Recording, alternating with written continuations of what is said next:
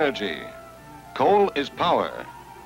Canada has as much coal in the ground here in the west and in the east as almost any country in the world, enough to mine at the present rate for over 2,000 years. And yet, in the time of our greatest prosperity, our whole coal industry is sick. Take Cape Breton Island, the largest center of coal production in the Maritimes. It lies across Canso Strait from the eastern tip of Nova Scotia, where a 2-mile causeway reaches out to link it with the mainland.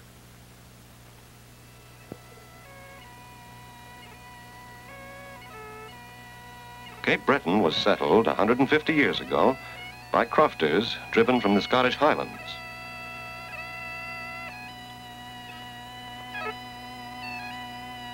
Amid scenes reminiscent of their homeland, they settled as farmers and fishermen.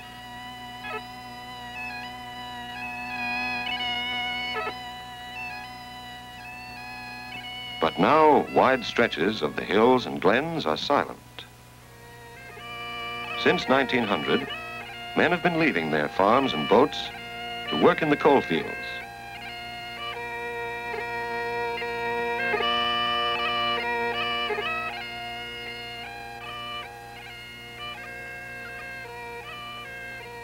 Hector McKinnon is one of these, one of the thousands stepping from their homes in this hour before the dawn and heading for the pits.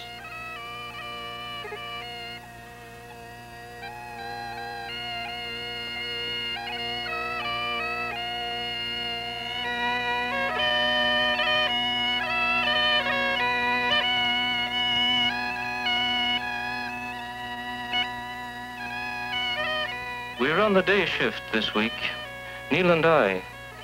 Neil's my son. Day shift means you work all day in the mine, wondering what the weather is like.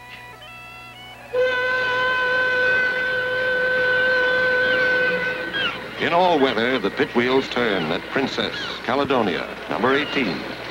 The days and the weather are all the same down below. But the weather is rough for the coal industry. And there are more storm signals ahead. Coal is bulky. Our coal mines, both eastern and western, are more than 1,000 miles from the mills of central Canada, where most power is needed. Coal must be carried there and sold at a price which will compete with oil, natural gas, water power, and coal from the United States. At present, Canadian coal sells for barely more, sometimes less than the cost of digging it and carrying it. We must find a way of cutting costs.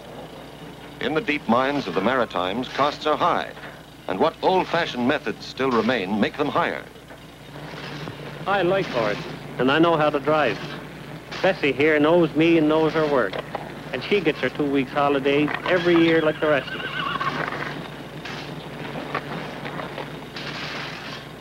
In Cape Breton, there are 10,000 men who earn their livelihood in the coal mines. For 3 generations, they have built their homes and their communities around the pit head, around coal. It's the only trade they know.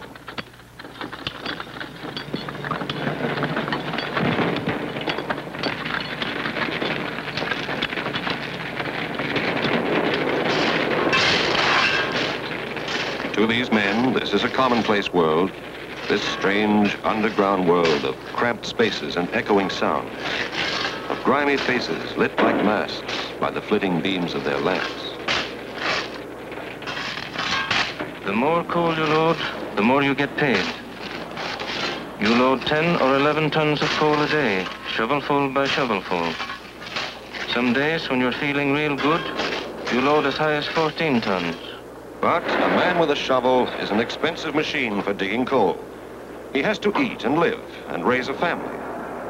Working with a will and a back of iron, he can lift 14 tons in a day onto the shaker pan. Replace his shovel with the mechanical monster, and he, with 5 of his mates, can tear 500 tons from the coal face. There's the fact.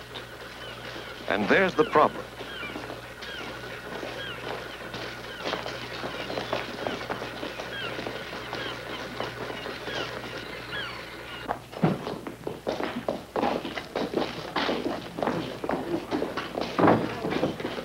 In the wash house at quitting time, the question of the old ways and the new is talked over and over and over again.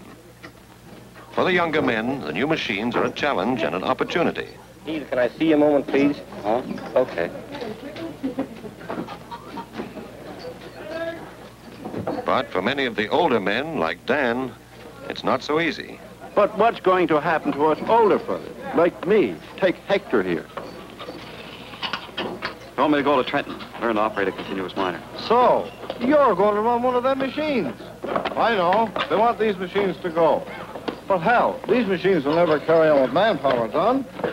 Now listen, Fred. The day of the pan shovel is over. At least I hope so. Okay, but what about us old fellas? Nobody around here can get a job. Men are pulling out every day. You can't buy a damn job around here. A new job, a new way, isn't always easy for a man after 20 years in a trade. The problem of the older worker is a national problem, not confined to the coal industry. For not all men of 50 cling so stubbornly to old ways as Charlie. Like I was saying, in the old days, driving. Chain runner'd give you a trip. You'd haul it. At the end of your shift, you had your pay. The loader said theirs. In the stables, you'd laugh and talk when you turned your horse in.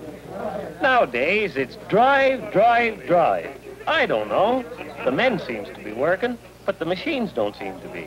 And these machines are going to close down colliery after colliery, because they ain't going to go. I don't know. How in the hell they expect... Yeah, I know. Machine is too big. The seams is too steep. But remember, mister, she don't jar the roof like shooting your top holes. And they're improving her all the time. You go to Trenton, Neil. Go ahead. Cape Breton coal turns iron ore from Newfoundland into steel at Sydney. Men at Trenton, Nova Scotia shape this steel into a 20-ton monster built to go back into the earth to mine coal. It is designed to combine 4 operations in one: cutting, drilling, blasting, and loading.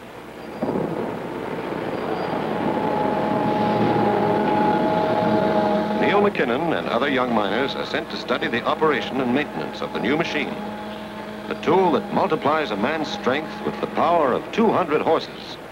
6 men at the coal face instead of 44. Steel teeth that rip out the solid coal that once had to be blasted. But the machine alone won't solve the cost problem. This new kind of mining depends on the skill and drive of men like Neil. Any word from Neil, Mary? Yes, the Roddy was coming home this weekend.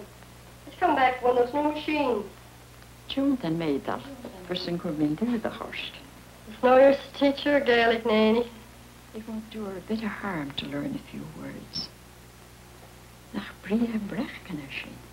Brechken? Brechken.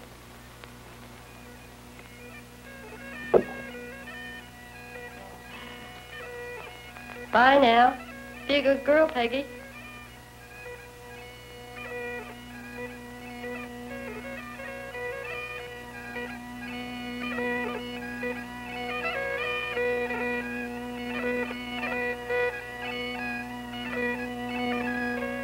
It's a long way from the straths of the West Highlands to the streets of Glace Bay.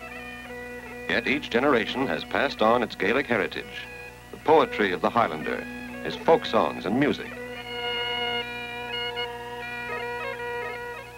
The traditional piping and dancing are rarely stilled in the Cape Breton community. Many children, almost from the cradle, start blowing the chanter.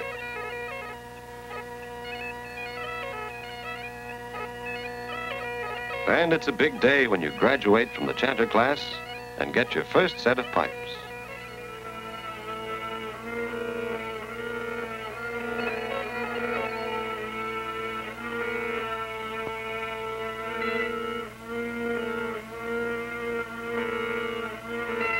As well as their music and dances, the early settlers brought a capacity for endurance and independence and the courage to face adversity. This heritage is not forgotten as their descendants face the crisis in coal. This is not just a crisis in the life of Cape Breton Island. It's a problem whose solution is vital to the economy of Canada. For water power, oil, and natural gas will not meet our growing energy needs. And it's hard to say how soon these needs may be met by atomic power. Coal must play its part in our future expansion. For more than 90% of our potential fuel energy is locked up in our coal reserves. In order to make use of these reserves, we must mechanize the digging operation. feelings, the men watched the machine going into the pit. It had worked fine in the factory, but would it work underground? Would it get out the coal, or would it break down, as some had said, and stop work for all the men on a shift?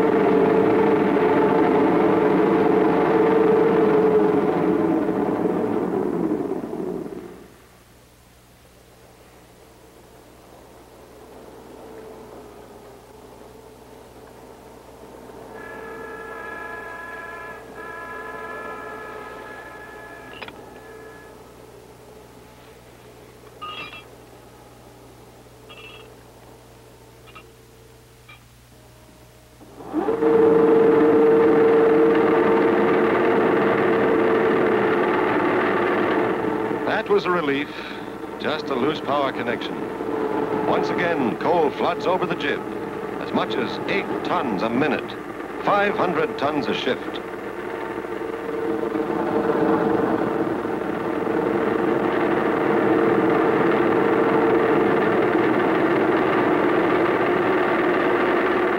The continuous miner is not the whole answer. Other problems remain, problems of further modernization, of social adjustment. The Miners' Union has pledged its support to any safe and efficient machine that will make coal getting easier, because they know, as well as management, that Cape Breton's coal industry must mechanize or die. All Canadians have a stake in the outcome, for coal is energy, and energy holds the key to the future.